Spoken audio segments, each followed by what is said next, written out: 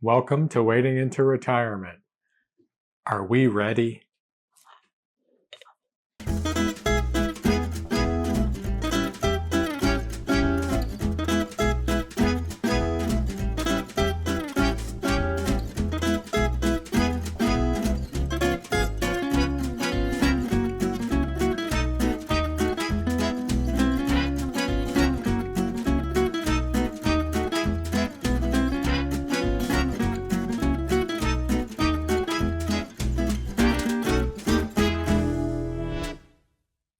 Welcome back to Wading into Retirement. I'm Laura.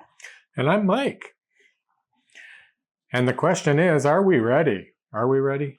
I don't know, but it's coming sooner and faster than we both expected it. So do we think we should let the viewers know what we're ready for? I think they already kind of know. They're probably thinking it's taking us way too long to get ready. The long-term viewers know what we're getting ready for. Those that do not, we'll introduce you. So as Laura said, I'm Mike and she is Laura, and this is our YouTube channel on Wading into Retirement. So it is getting prepared, kind of pre-retirement. And we have been focused on doing an international move recently. We have. And we are today, date of recording, we are exactly 3 weeks out from the first day of our drive. Yes, and we will be starting our drive north of Kingston, Ontario in Canada. And we are heading to San Miguel de Allende, Mexico. So it'll be a 4 or 5 day drive. And we've mentioned this before, so we don't want to go over old kind of territory. But since we recorded our last episode, we have been knees deep in work and preparation. So what kind of things have we been doing? Well, on the house front, we've been trying to get rid of things that we no longer need or won't think that we're going to need and pack them up. So we have secured a storage, the royal we, Michael made sure that we got a storage facility because we are leaving our house furnished for some tenants. We are. So we have been busily packing boxes and going back and forth to storage facilities with, the precious contents of our current house up here in Canada. We also have a crawl space in this house. And Spencer, my youngest son, if you're listening, I've moved his 27 totes numerous times. You've even moved them once. And we've gotten that down to about 12 totes, which are still stored in our crawl space. But for the most part, the crawl space is going to be filled with Christmas ornaments, which we hopefully won't need, and also house contents that if we do come back, we can, live in the house ourselves. So dishes and that type of thing. I think the things in the storage facilities are items that we hope to take with us down the line if everything works out in Mexico. I think the other thing we tried is we have a Subaru Outback that we're making this journey in. And we weren't sure exactly how much stuff we were going to get in this Outback. So we actually loaded all the suitcases we planned on taking into the back and played a little bit of a Tetris game to see what would fit, just so that we would know exactly what we would be able to take and what we wouldn't be able to take. So that was some good planning 3 weeks out to at least have a feel. I'm still sure when we go to load the car, something's not going to make it. Oh, I don't doubt it. Well, and we have a Thule, as you probably saw from one of our previous episodes. So our duffel suitcases will fit in the Thule, both of them. And I think we'll be able to tuck, hopefully, my yoga gear all the way around it. But it's going to be a bit of a Tetris game. And I am really feeling that the dogs have more luggage than you and I both do together. But yeah, there's a good chance if anything gets left behind, it's going to be Laura. Yes. This rate. So then we'll have the entire front seat open, which that will open things up for me. Yeah, but you'll miss a co-pilot. You won't get there. He can't drive without me. No. I wouldn't even know where to make the first right. So speaking of logistics, we did do some more research on the various areas that we're staying in hotels, just to see, is there a Walmart nearby? Are there restaurants nearby that are going to be easy to maybe get takeout from? Because traveling with 2 dogs, we're obviously not going to sit in a restaurant because we'd have to leave them in the hotel, and apparently people frown upon that. I can understand. Yeah. I do understand that. Well, and to assist with the hotel, I have grumbly dogs eating bones behind us here. So we're going to take a supply of bones, but we also have, it's by Sunbeam. I call it the barking egg. I get the barking egg out and they get quiet, but I am a little bit worried about the potential for barking. So we're hoping to utilize that if we need to. And you mentioned about having a Walmart. One of my bigger fears about traveling is not having something. Like, we don't know what they're going to be like for a longer drive, if they're going to be sick. Obviously, we'll take, some cleaning supplies and paper towels and wipes like you do with 2 and 3-year-olds. However, it's nice to know that the hotels that Michael has secured for us are at least close to things like a Walmart where you can pretty well get anything. So we think we are almost ready, but with 3 weeks to go, who knows what's going to come up next. Now, I will say that it's been tougher and tougher to get topics for videos and just to sit down in front of the video camera and record an episode, because we've been so busy, and each one of our free days has been spent preparing for the move. So we've asked this before about fears of moving to Mexico and excited things, but now that we are this close, have your fears changed? What's your biggest fear to this trip we're about to take? Well, I think I have 2 fears. One of them is we still have a lot to do. I think that's the biggest fear I've got. I've got stuff to take to family. I've got some of my older son's totes. I'm taking them up to him. Some personal possessions I'd like to make sure that he had. We've got a dump run to do, and we've got to make sure that we get everything, that we want to, empty to a garbage, ready for dump day. I think those are still things that have to be done. So we're not like 100% done. So hopefully the 21 days that we have left, we can get everything done. So that's fear number 1, is just being prepared to get in the car for you.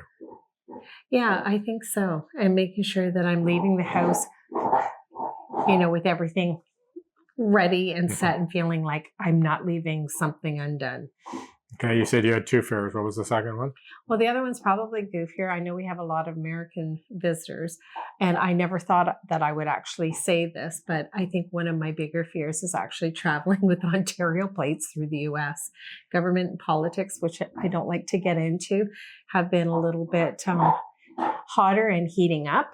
So, I'm a little bit more leery. Obviously, I have a ton of family in the U.S., so I know, it will be fine. But I think in the back of my mind, it was never a concern necessarily that I had, where I would say it's more of a concern now. How about you? What are your top 2? I don't have the same number 1 fear you have around getting ready. I think whatever we have on that given date is what's going to happen, and the rest of it will fall into place. Although I do a lot of planning and do stuff every day. I think the drive is definitely a stress, crossing 2 international borders, making sure we're ready for all of that. Dog paperwork. We have a vet appointment coming up next week, which is just part of those things we have to check off the list. But yeah, I think it's just logistically driving, making sure we're staying in safe areas. Also, we're going to leave some things in the car and the roof racks on the car. So clearly we don't want that stuff to get stolen.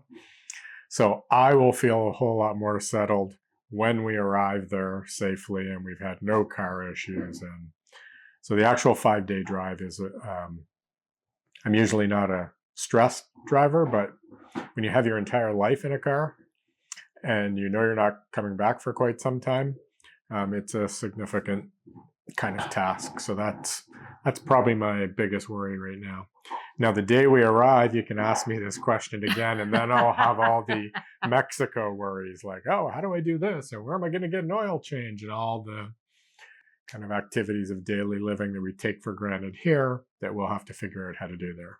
Well, I'm surprised that you didn't talk more we've had a lot of discussion about the timing of crossing into Mexico and the length of time that it's going to take at the tip. And one of us has to go in, one of us has to stay with the dogs, and will the dogs be fine? And will we get there and it'll be busy? Like you've actually talked a lot about that piece. I actually thought that might be one of your fears.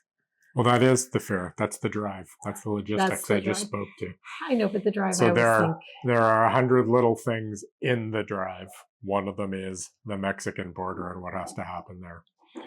So yeah, that's all part of it. I think it's going to be 5 days of uber stress.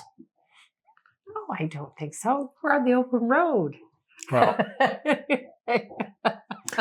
and if you go with the attitude that, you're just going to take it as it comes, and we talked about this morning. Yes. We're planning 4 or 5 days. If it takes us 9 days because we have 4 flat tires on 4 different days, and we blow the transmission out of the car, and that takes 2 days to fix, then that's just what it is. We just have to roll with it. So that will be that'll be the test. I think that'll be the test of this entire journey: is how well do we adapt and roll with conflict / change, because we're totally out of our element once we get down there. We are. And we've got the added stress of the dogs not knowing how they're going to react with the drive. I'm just glad that, I was afraid to have them fly, which is why we chose to drive. So my biggest fear would have been around that if we were flying.